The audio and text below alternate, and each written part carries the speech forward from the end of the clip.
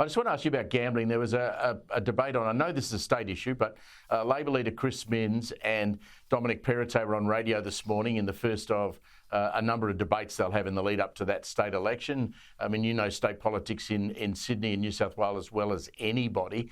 Chris Minns seems to be continuing his opposition to pokie machine reform. Have a look at this. What do you believe is driving him? Because he's politics before people. He's saying there's a lack of evidence out there that's driving his response. What evidence is he looking for? What do you believe is driving it? Politics. 6 years' time. Set their own limits. Yeah. In 6 years' time, look at your approach, kicking this into the long grass. I don't believe that's the case.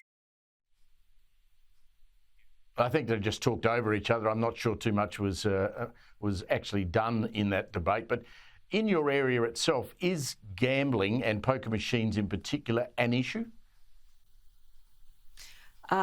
Steve, I think it is probably general knowledge that Fowler and Fairfield City in particular have got one of the highest losses in terms of gambling losses, I think, in the country, if not the Southern Hemisphere.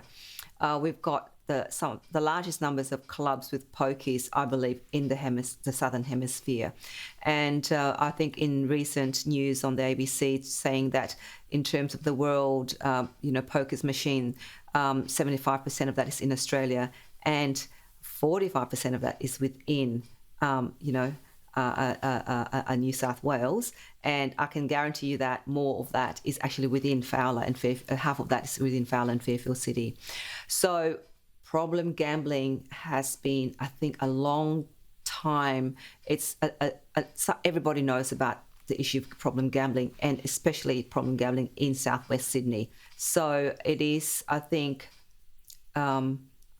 it's great. Congratulate the Premier of New South Wales, Dominic Perrottet, for taking a stand and pushing through that reform.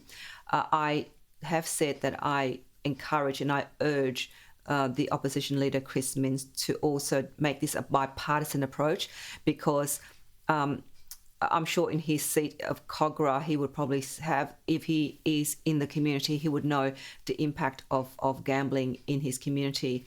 I don't know how big the problem is there in Kogarah, but definitely in Fairfield, I think we're the number two, if not the first, in terms of problem gambling in New South Wales.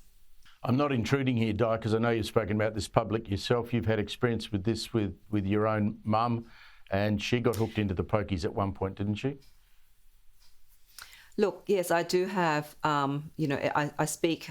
I'm very much against gambling, and that's because obviously through a lived experience. I don't want to say it is my mother. It's it was a very difficult period for us. Years ago. She's aged and she's frail now, and so thank God for that. In a sense that. She's not being drawn into that world anymore, but it has a huge personal impact on family members and loved ones.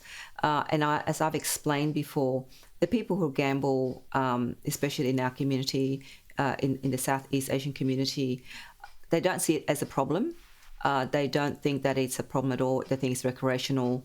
And people in worst case situations in my family who are struggling with, obviously finding a job or struggling with raising a family, thinking that they can go to gamble in order to win, in order to have that money to survive.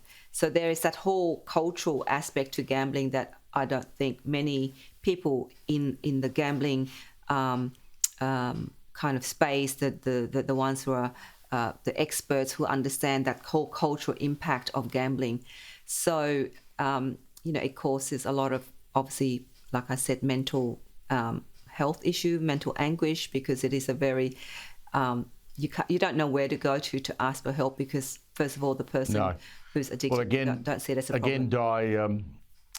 Again, Di, lived experience from you, which is so important. Di Lee, thank you very much for joining us. Thank you, Steve.